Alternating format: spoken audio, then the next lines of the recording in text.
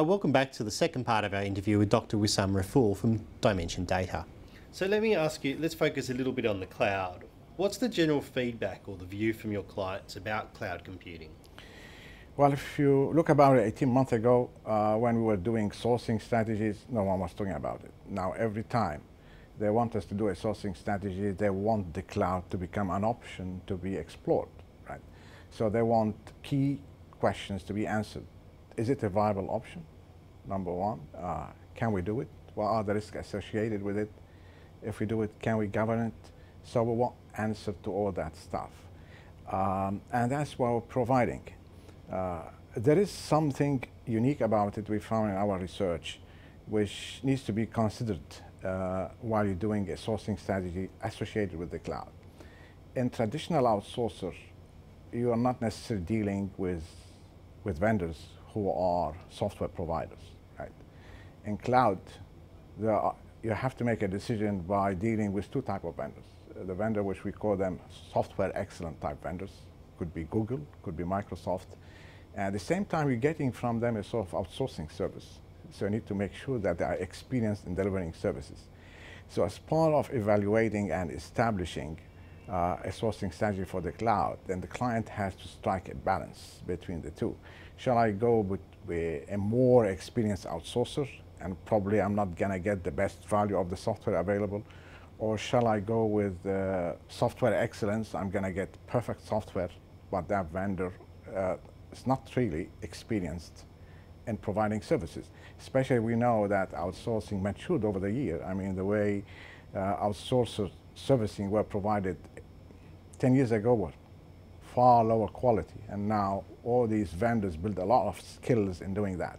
So that's one of the areas which you see it's a bit unique to cloud. The second area which is unique to cloud is everyone at the time thought that it's a new architecture. In fact, it's not a new architecture. That's what we found in our research. It's a new service model based on already known architecture, because it is, if you like, a combination of client-server technology. It is a combination of virtualization. It's a combination of hosting. It's a combination of outsourcing. And we label it as cloud. The good thing about it is because it's not a new architecture, at least we can leverage, we know how to manage it. We know how to manage outsourcing vendor, we know how to manage virtualization. But there are still fears about it. Where do you think these fears are coming from?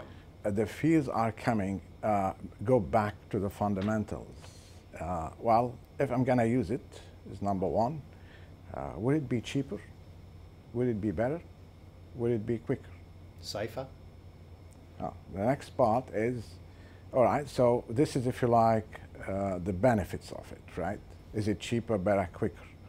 At the same time, is it safer? The whole idea. There's a whole lot of risks associated with it. And the main risk initially was data allocation, right? So when you're dealing with international services and knowing what's happening now in the media, would you like, for example, your data, any type of data, even your email data or ERP data, to be located somewhere outside Australia? So that's a decision you have to consider. And if yes, then what sort of security mitigation you need to put in place? Would you be able to go and audit the security of your service provider and so on? So that's an issue, it needs to be addressed. The second issue to be addressed is that the application compatibility. You know, although everyone is saying that cloud is based on a standard architecture, but not necessarily true. You might find one service provider, for example, using a certain API for storage and another service provider using another API for storage. If you get in and you're going to switch, you might find that switching to another service provider is not that easy.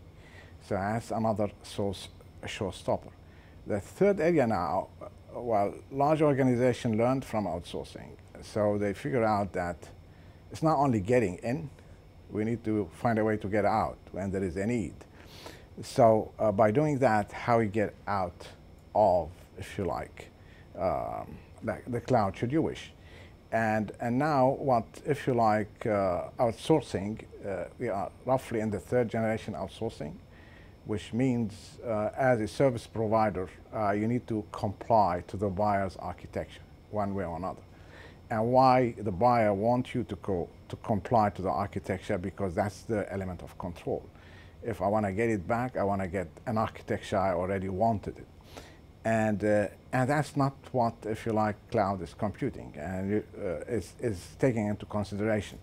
Especially when you look at the complexity of the application at this point in time.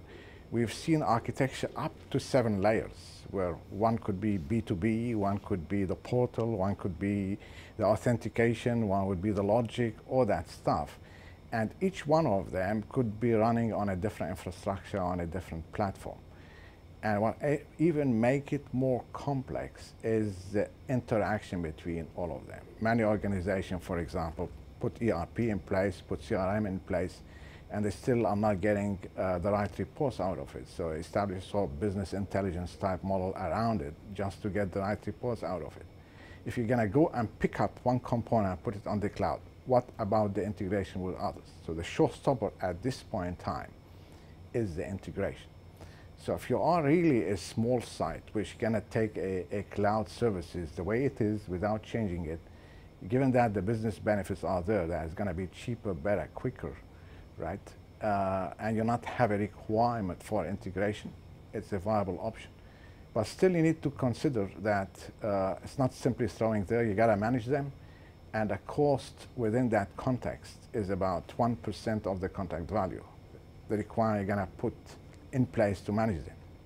If you're gonna go and for more sophisticated type of cloud services, then the cost of management could be up to 5%. These are some of the showstoppers at this point in time.